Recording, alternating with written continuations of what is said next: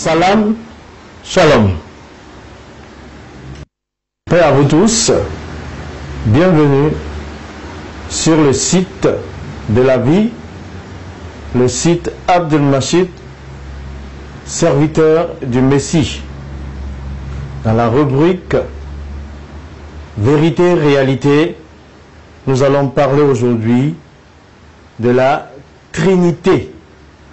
La Trinité qui est un grand point de clivage entre le Coran et la Bible, entre le christianisme et l'islam. Donc, la Trinité. Nous allons d'abord voir ce que dit le Coran. Parce que les deux livres sont en désaccord par rapport à la Trinité. Le mot Trinité n'est pas écrit dans la Bible. La Bible proclame un Dieu trinitaire, mais l'islam parle, le Coran parle d'un Dieu unitaire. Alors, allons-y à la découverte des versets coraniques par rapport à la Trinité. Alors, la Trinité selon le Coran.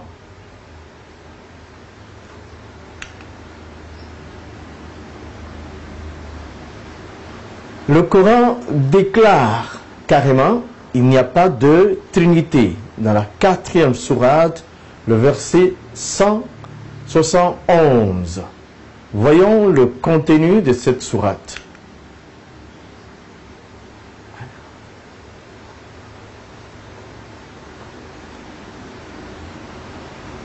Il dit, oh, gens du livre, les gens du livre, ce sont les chrétiens et les juifs, qui sont appelés Ahl Kitab, c'est-à-dire le peuple de l'écriture ou le peuple du livre. Donc, cette appellation nous fait comprendre que le Coran déclare carrément que l'écriture a été révélée aux juifs et aux chrétiens. Donc, aux gens du livre, les chrétiens, n'exagérez pas dans votre religion et ne dites d'Allah que ce qui est la vérité. Le Messie Jésus, le fils de Marie, n'est qu'un messager d'Allah. Sa parole qu'il envoya à Marie est un souffle de vie venant de lui. Croyez donc à Allah, à ses messagers, la suite du verset. Et ne dites pas trois, Trinité, ce sera meilleur pour vous. Allah n'est qu'un Dieu unique. Il est trop glorieux pour avoir un enfant. C'est à lui qu'appartient tout ce qui est dans les cieux et sur la terre, et Allah suffit comme protecteur. Donc, dans ce verset 171 de la 4e sourate du Coran, on fait allusion à la Trinité chrétienne comme trois dieux. Mais, suivons ce qui est en bas, il y a une remarque que nous pouvons faire tout de suite pour signaler ceci. Que nous voulons remarquer, nous voulons signaler que la Bible n'enseigne pas trois dieux. Le christianisme ne pratique pas trois dieux. On va donc continuer pour voir une autre sourate du Coran. Le Coran déclare toujours, le Messie n'est pas Dieu. 5e 72. Ce qui veut dire que le Messie il fait allusion au fait que le Messie soit Dieu et Dieu soit là aussi. Bon, on va regarder le contenu de la 5e sourate au verset 72. Ce sont certes des mécréants ceux qui disent en vérité Allah c'est le Messie, fils de Marie. Alors que le Messie a dit ô fils d'Israël, adorez Allah, mon Seigneur et mon Sauveur. Quiconque associe à Allah d'autres divinités, le paradis lui sera interdit et son refuge sera le feu. Ici, nous voyons aussi, on va faire une remarque, on va dire que le Coran est d'accord que Jésus soit le Messie.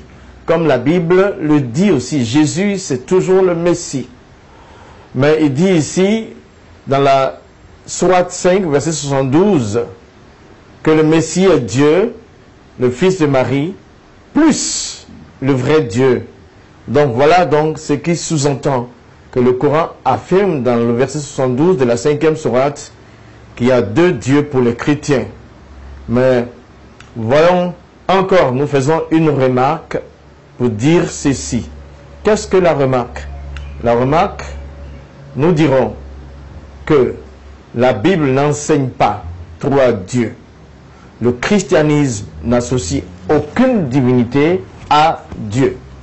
Nous allons continuer à travers le Coran parlant de la Trinité. Le Coran déclare il n'y a pas de Trinité dans la sourate 5, verset 73 maintenant. Nous allons voir le contenu du verset 73. Ce sont certes ceux qui disent en vérité Allah est le troisième des trois. C'est bien souligné. Alors qu'il n'y a qu'une divinité, et s'ils ne cessent de le dire, certes, un châtiment douloureux les touchera. Donc, dans ce verset 73 de la 5e sourate, le Coran dit que Allah est la troisième de trois. Donc, il y a trois divinités, et la troisième serait Allah, le Dieu du Coran.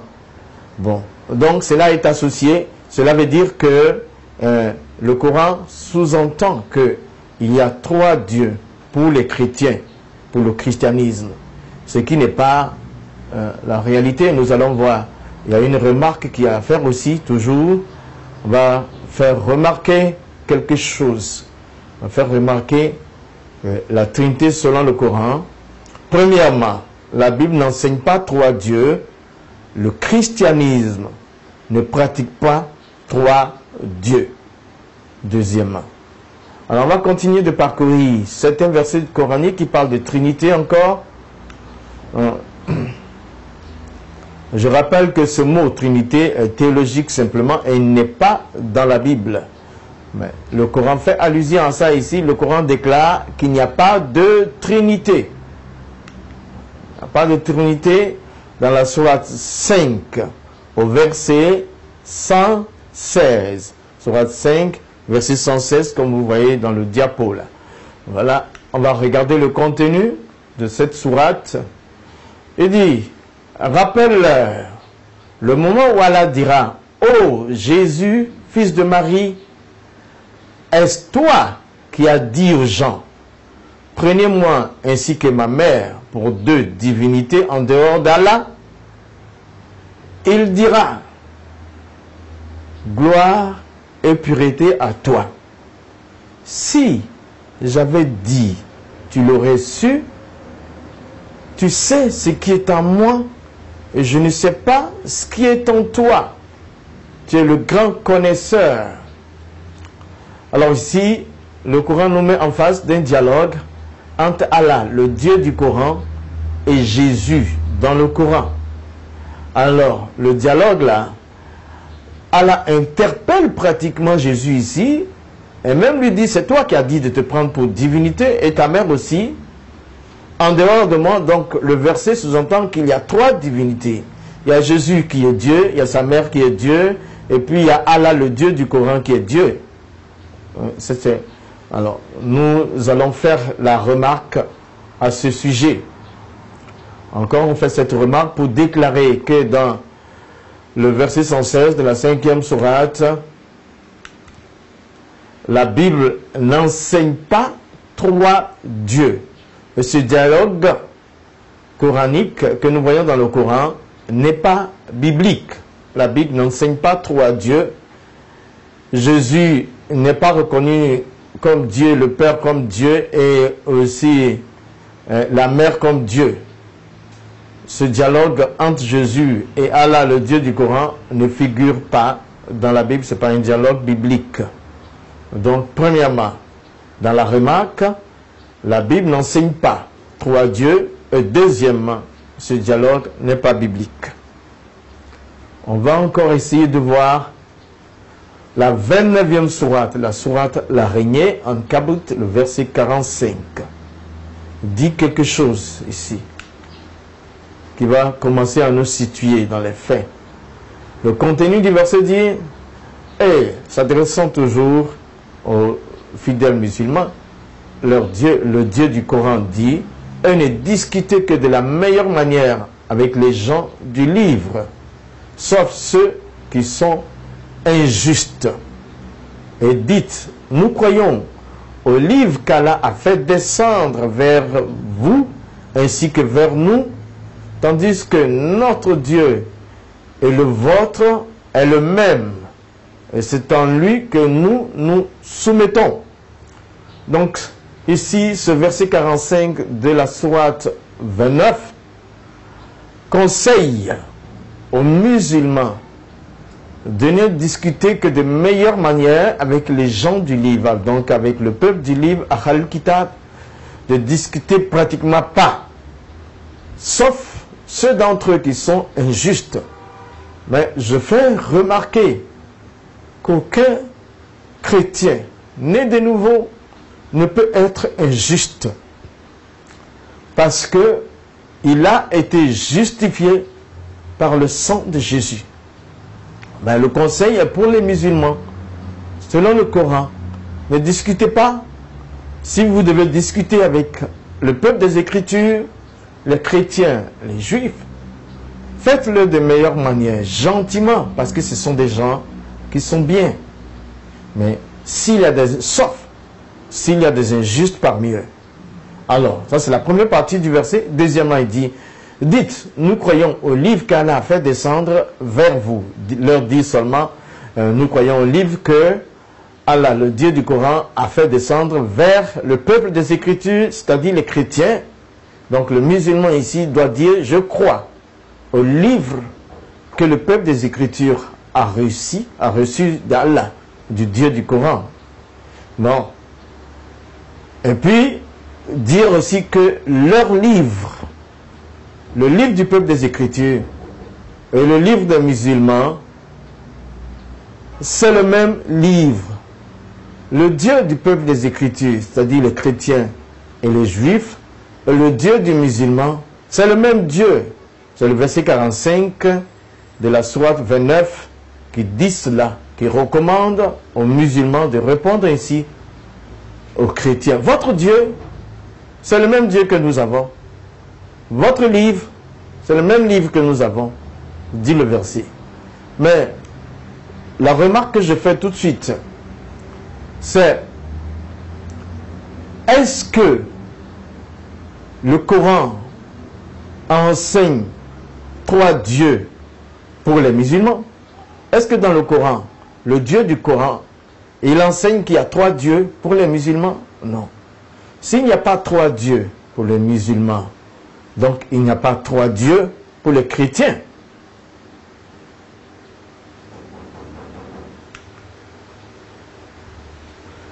En conclusion, qu'est-ce qu'on va dire? On va commencer par dire ceci. Pourquoi le Coran dit-il aux musulmans, ne discutez pas avec les chrétiens? C'est parce qu'ils sont justes et qu'ils ont reçu la parole de Dieu. Dieu a donné sa parole à Moïse, c'est Taurat. Dieu a donné sa parole à David, c'est Zabour. Dieu a donné sa parole à Jésus, c'est Injil. Donc Taurat, c'est le Pentateuque. Et puis Zabour, c'est le psaume. Et Injil, c'est l'évangile. Ces livres-là sont dans la Bible, composent la même Bible. Donc Dieu a donné sa parole. Le Coran dit que Dieu a donné sa parole à Jésus. Et sa parole, Dieu a donné l'évangile à Jésus. Et l'évangile, c'est la lumière et la direction pour tous les peuples. Deuxièmement, les livres des chrétiens et les leurs sont pareils. Donc, le Coran affirme ici que les livres des chrétiens et les livres des musulmans sont pareils. C'est la 29e sourate. C'est la 29e sourate au verset 45 qui le dit toujours. Mais après, ce même verset 45 de la 29e sourate dit le Dieu des chrétiens et le Dieu des musulmans, c'est le même. Bon, ici je vais apporter un éclaircissement. C'est-à-dire qu'en réalité, le Dieu qui est proclamé dans la Bible, c'est un seul Dieu. Le Dieu qui est proclamé dans le Coran, c'est un seul Dieu. La Bible ne parle pas de trois dieux comme je l'ai déjà fait remarquer. Alors, l'islam lui-même dit que, le Coran dit que le Dieu des chrétiens et celui des musulmans, c'est le même Dieu. Donc, comme je sais que l'islam n'a pas trois dieux, le Dieu, et qu'il dit que c'est le même Dieu qui est dans la Bible, avec les chrétiens, le christianisme ne peut pas avoir trois dieux. Mais la précision que j'apporte, le Dieu que nous avons dans la Bible, c'est un Dieu plein d'amour, de justice, aussi de sanctification. Il est juste, il est amour, et le péché ne l'approche pas. Mais cependant, dans la Bible, nous avons Dieu ici qui est trinitaire. Le Père, le Fils et le Saint-Esprit, ils forment un seul Dieu. Alors, Dieu, cherchant à sauver l'être humain, a fait descendre sa parole sur la terre. Et cette parole a pris une forme humaine, s'appelait Jésus. Et elle a été, cette parole donc, dans la forme humaine qui s'appelait Jésus, c'est-à-dire Sauveur, a été sacrifiée pour le salut du monde, de l'être humain. De l'être humain. C'est pour ça que Dieu, il devait devenir une personne en la forme de Jésus. Mais Dieu a toutes les capacités, c'est sa parole en réalité qui est devenue un homme. Ce qui fait que pendant que la parole qu'on a appelée le Fils était en train de souffrir sur la croix, le Père y régnait. Contrairement au Dieu qui est dans le Coran, qui est un Dieu en bloc, un Dieu unitaire, mais lui, il est proche de l'homme, comme la veine jugulaire. Cependant, le Dieu qui est dans la Bible habite dans l'homme. Il dit, ton corps, c'est mon temple par le Saint-Esprit. Alors donc, nous allons dire que ces références coraniques n'ont rien à voir avec la Trinité chrétienne.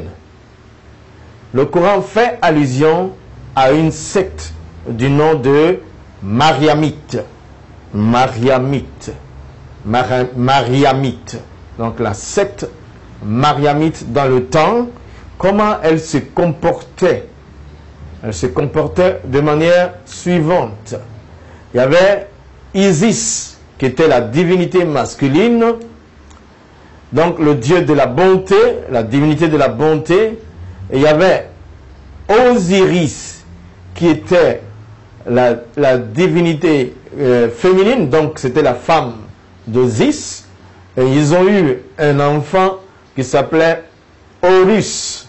Donc, il y avait trois divinités dans la secte mariamite. Isis, le père, Osiris, la femme, et Horus, le fils. Donc, les trois dans la secte mariamite étaient des divinités. Il y avait trois dieux à cette époque-là. Et le Coran fait allusion à la secte des mariamites.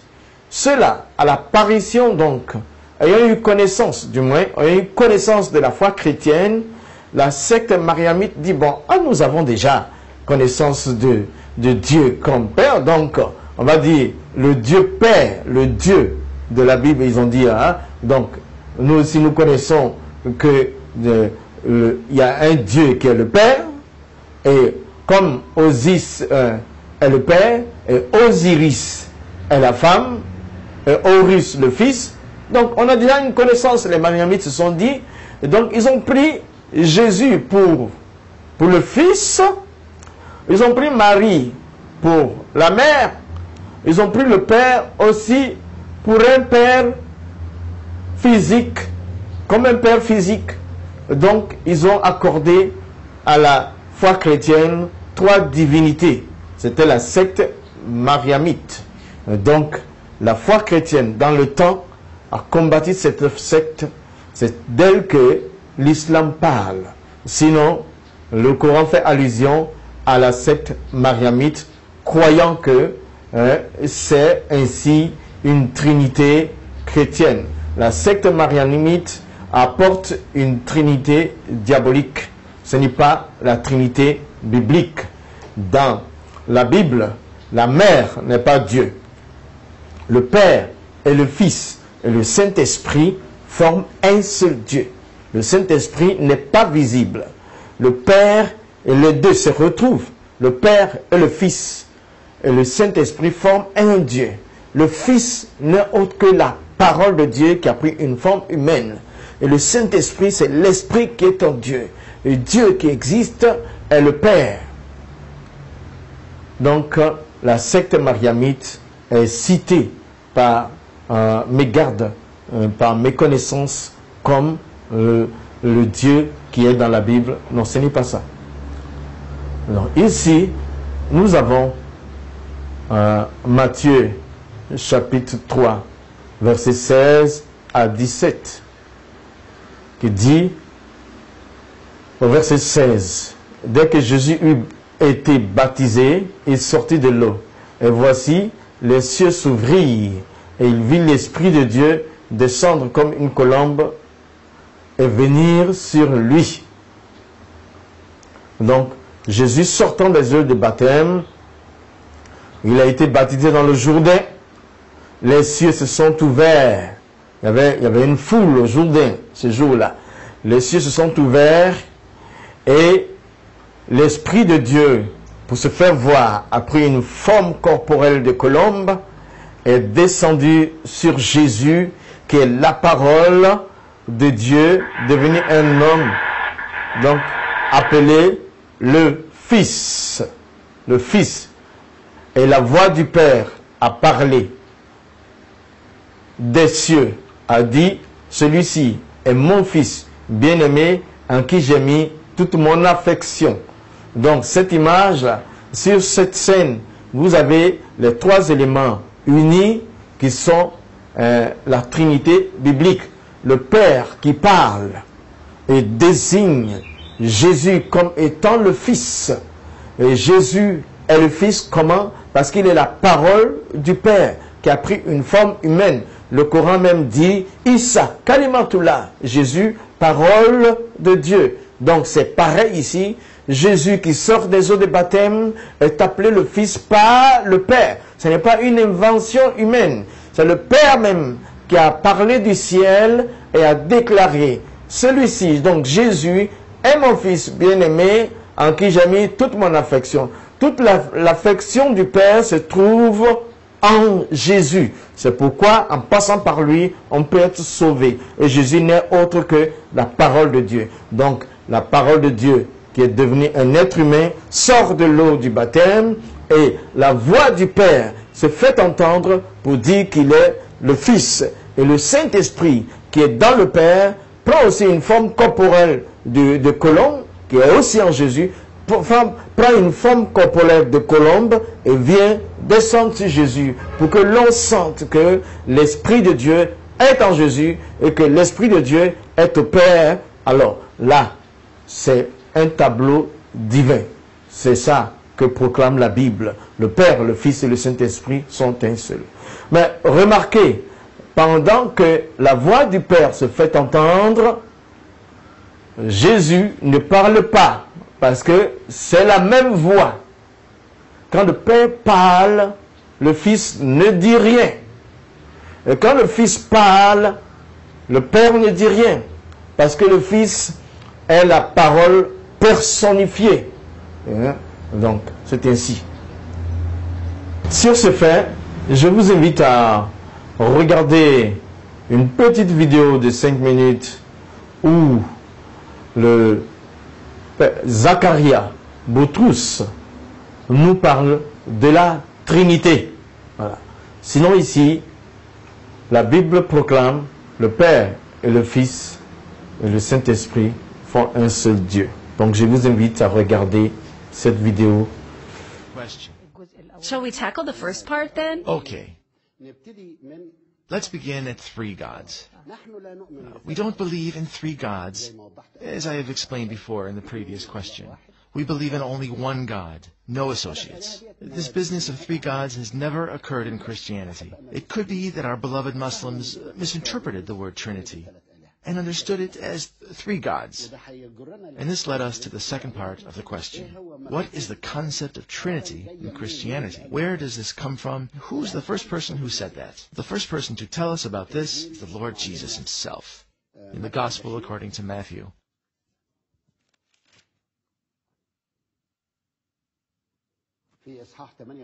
Chapter 28, verse 19, he says, "Go therefore and make disciples of all nations,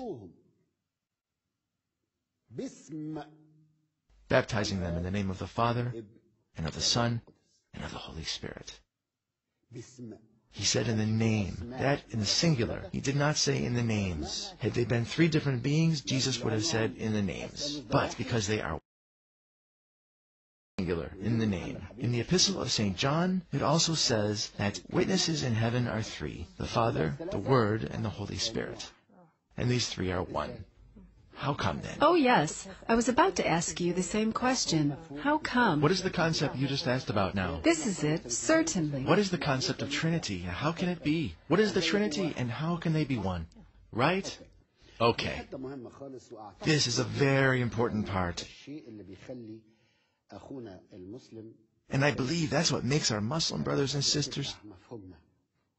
They cannot swallow or buy into this concept. But it's really a simple thing.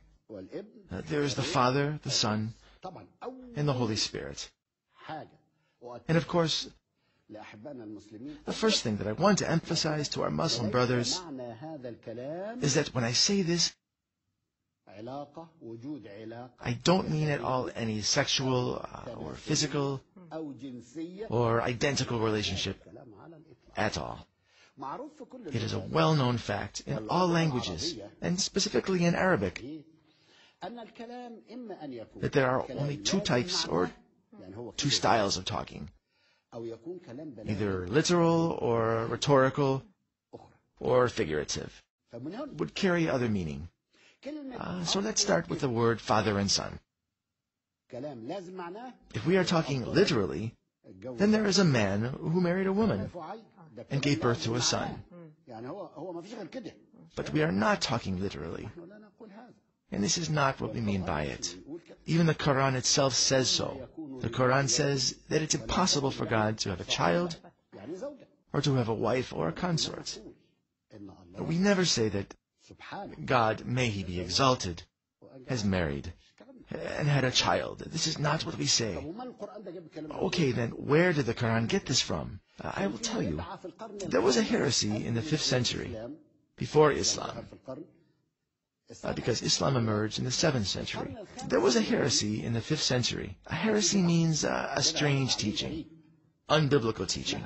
And that heresy was called Mariamite heresy. Those Mariamites, they worshipped idols. And they had unbiblical trinity, like Isis, Osiris, and Horus. Osiris was god of goodness. Isis was his wife. They married and had a child, whom they called Horus. And we know that the ancient Egyptians believed in such a trinity. There were other people like ancient Egyptians who believed in similar things. They worshipped the goddess of heaven. But when they came to know about Christianity, they applied the one false trinity to the true one. They said, well, this is very simple. We already believe that heaven is a goddess. Okay then, Mary must be a goddess. And then God must have married Mary and gave birth to Jesus. This is the Mariamite heresy. But Christianity fought against such heresy and they banned it. And when Islam emerged, there were still pockets of those heretics who believed in such things. Islam in turn fought against those people, not against Christianity. And I shall place those who follow you ahead, or literally above those who disbelieve. So we are not the same as those who disbelieve. Our beloved Muslims also have a verse in Quran that says, "You will find the most violently hostile people towards those who believe are the Jews, and those who associate others with God." Then those are the most hostile. Well, you will find the most affectionate of them towards those who believe are those who say we are Christians. That is because some of them are priests and monks. They don't behave so proudly. Had the Christians been among those who associate others with God, then they would have been among those who are most violently hostile. But it says that you will find the most violently hostile people towards those who believe are the Jews, and those who associate others with God. And on the other hand, you will find among the most affectionate of them the Christians. The Quran says, "Don't argue with the people of the book unless it is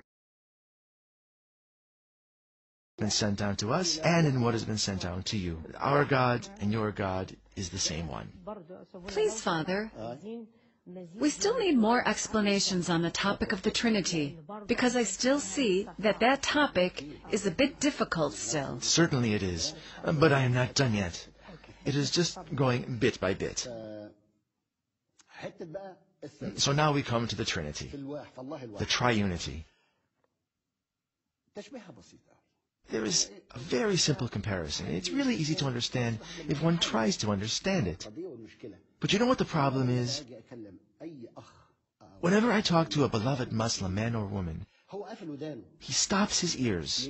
Why is that? Because he's already prejudiced against me, that I am an infidel. I associate with God. He does not want to lend me his ears for fear that he would adopt my infidelity. He is ready to run his mouth and interrupt you, ready to listen and understand for fear that he should be persuaded. This is honestly what we face, but it is really a simple issue.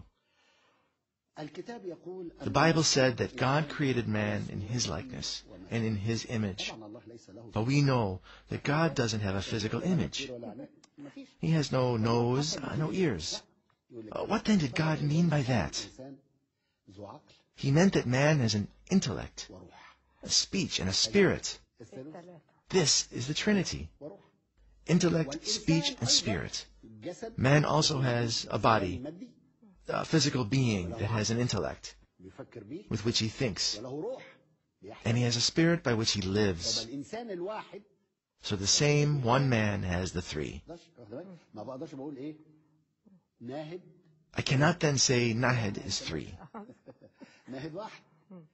Nahid is one, but she has a physical existence and thinking mind. A mind by which she thinks and asks questions, and a spirit by which she lives. This living being must have an existence, and must be intelligent, and must be living. This is exactly the same with God. When we maturely think about God, We understand that God has existence. we can't simply believe that he is a mere idea. He must have an existence. He is not just an abstract idea like peace. You can't go to peace and shake hands with it. You cannot.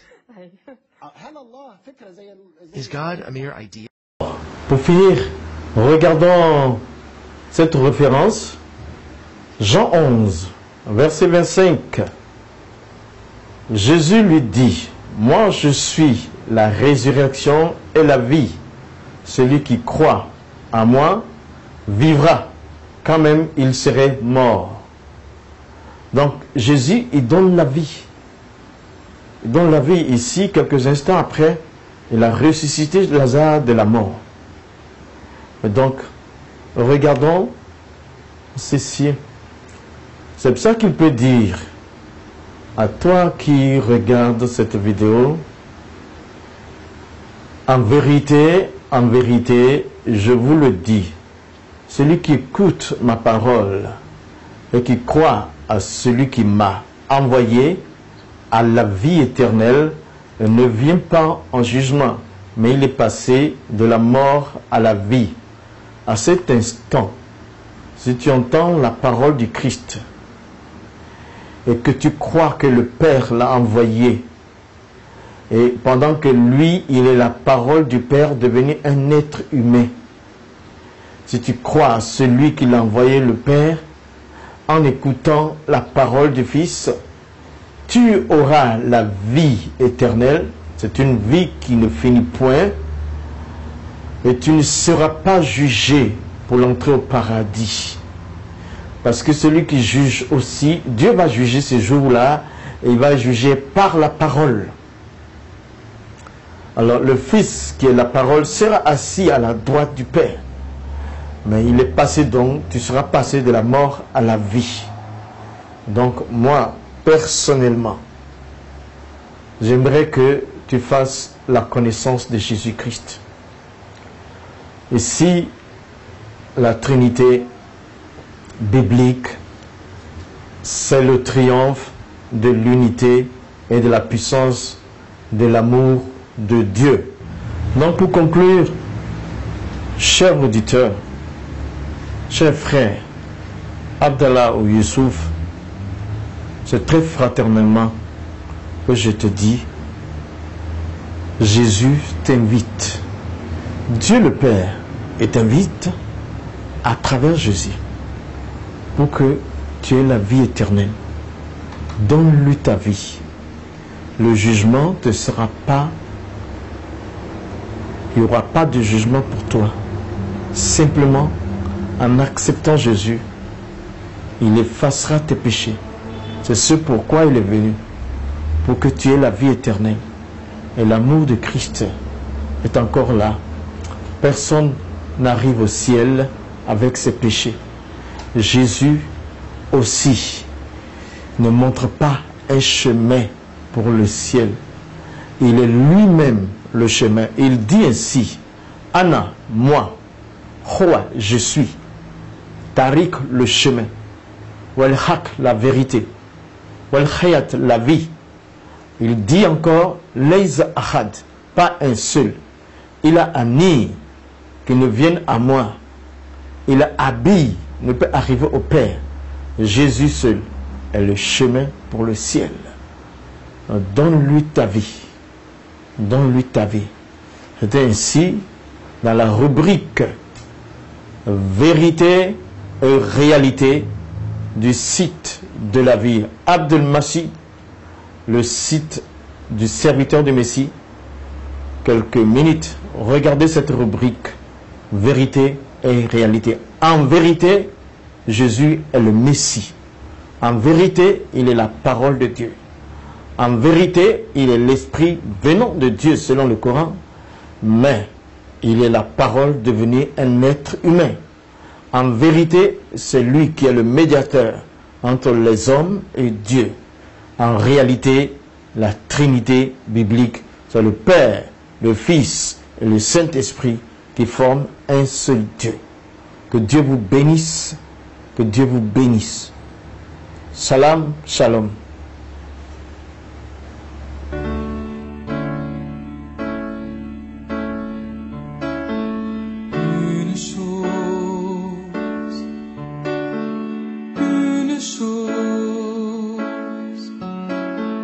Une chose que je désire ardemment,